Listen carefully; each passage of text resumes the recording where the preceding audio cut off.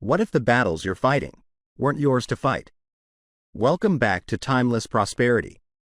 In Chapter 5 of Florence Scovel Shinn's The Secret Door to Success, we unlock one of the most powerful spiritual truths, the long arm of God.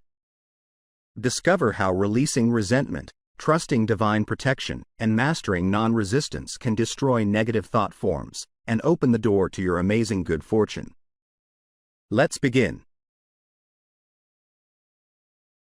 Chapter 5. The Long Arm of God. The eternal God is thy refuge, and underneath are the everlasting arms. Deuteronomy chapter 33 verse 27. In the Bible, the arm of God always symbolizes protection. The writers of the Bible knew the power of a symbol.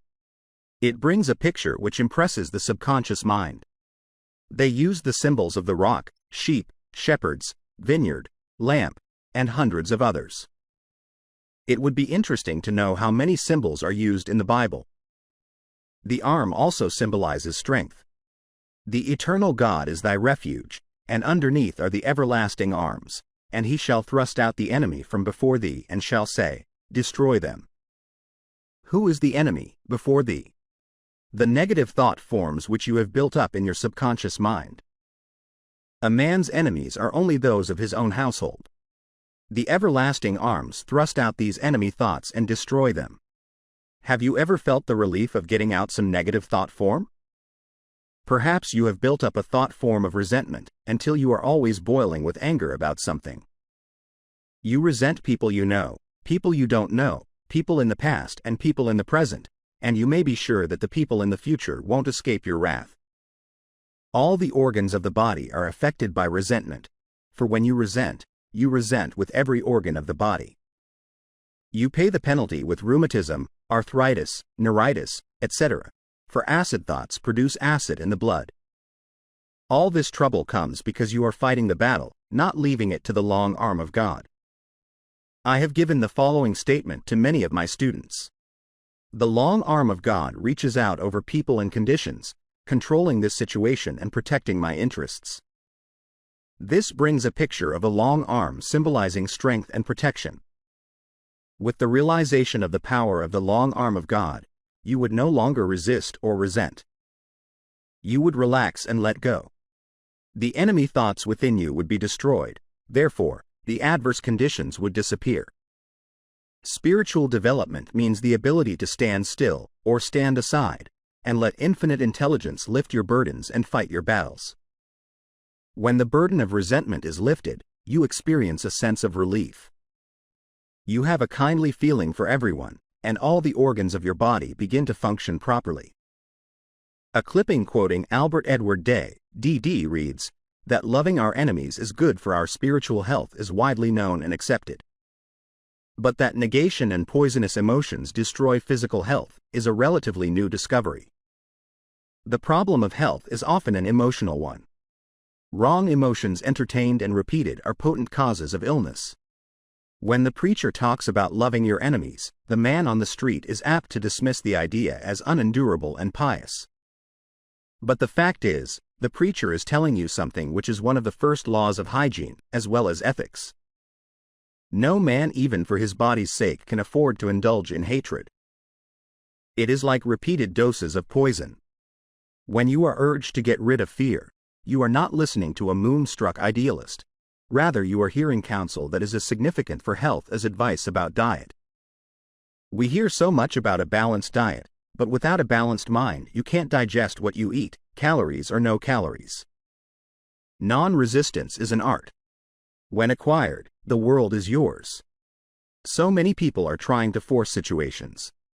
Your lasting good will never come through forcing personal will. Flee from the things which flee from thee, seek nothing, fortune seeketh thee.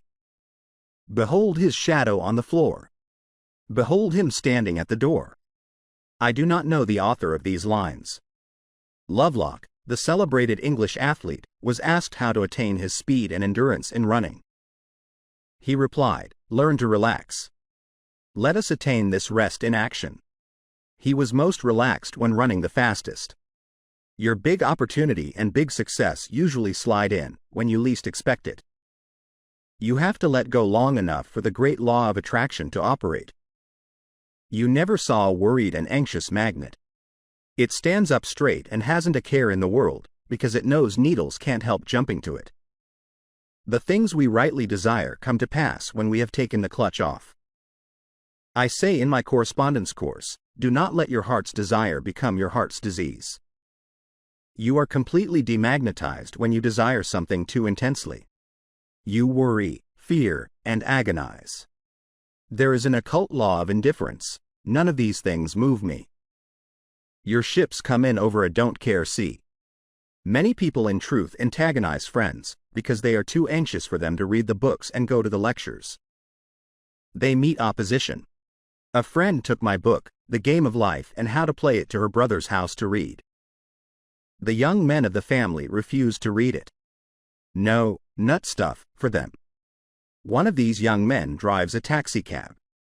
One night he drove a taxi which belonged to another man. In going over the car he found a book stuffed away somewhere. It was The Game of Life and How to Play It. The next day he said to his aunt, I found Mrs. Shinn's book in the taxi last night. I read it and it's great. There's a lot of good reading in it. Why doesn't she write another book? God works in roundabout ways, His wonders to perform. I meet unhappy people and a few grateful and contented people. A man said to me one day, I have a great deal to be thankful for. I have good health, enough money, and I'm still single. The 89th Psalm is very interesting, for we find that two individuals take part, the man who sings the psalm, for all psalms are songs or poems, and Lord God of hosts answers him. It is a song of praise and thanksgiving, extolling the strong arm of God. I will sing of the mercies of the Lord forever.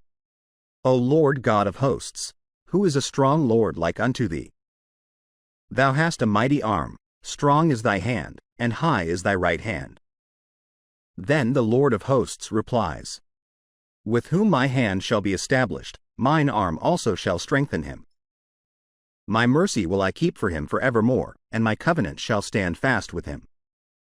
We only hear the words, forevermore, in the Bible and in fairy tales. In the absolute, man is outside of time and space. His good is, from everlasting to everlasting. The fairy tales came down from the old Persian legends which were founded upon truth. Aladdin and his wonderful lamp is the outpicturing of the word. Aladdin rubbed the lamp and all his desires came to pass. Your word is your lamp. Words and thoughts are a form of radioactivity and do not return void. A scientist has said that words are clothed in light.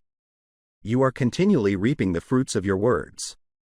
A friend in one of my meetings said that she had brought a man to my class who had been out of work for a year or more. I gave the statement, now is the appointed time. Today is the day of my amazing good fortune. It clicked in his consciousness. Soon after, he was given a position which paid him $9,000 a year. A woman told me that when I blessed the offering, I said that each offering would return 1,000-fold. She had put $1 in the collection. She said with great realization, that dollar is blessed and returns $1,000.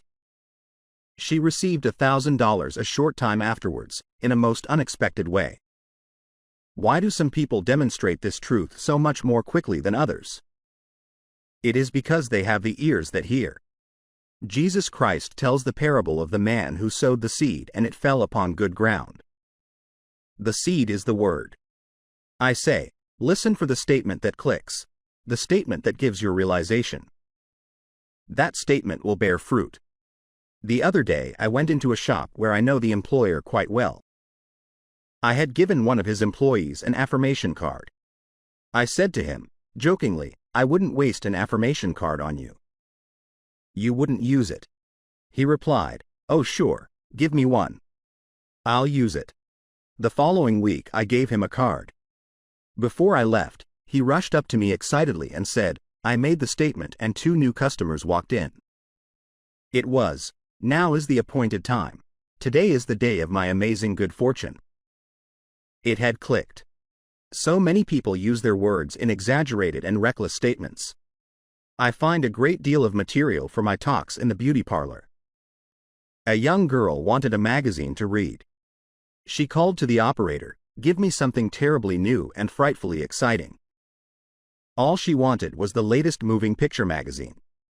You hear people say, "I wish something terribly exciting would happen." They are inviting some unhappy, but exciting, experience into their lives. Then they wonder why it happened to them. There should be a chair of metaphysics in all colleges. Metaphysics is the wisdom of the ages. It is the ancient wisdom taught all through the centuries in India and Egypt and Greece.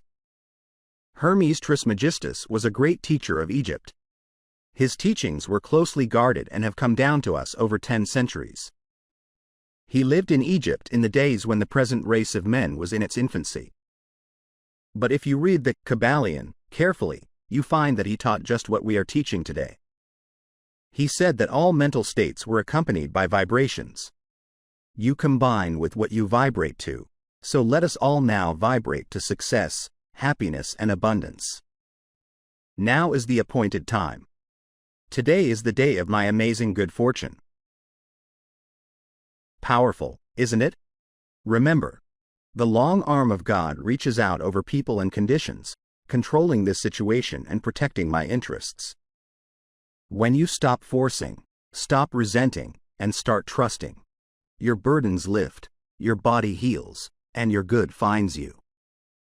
If this message clicked for you, drop a like in the comments and tell me, what enemy thought are you releasing today? Don't forget to subscribe and hit the bell. Next, we dive deeper into the wisdom that changes lives. Until then, stand still. Let go. And let infinite intelligence fight your battles. You've got this.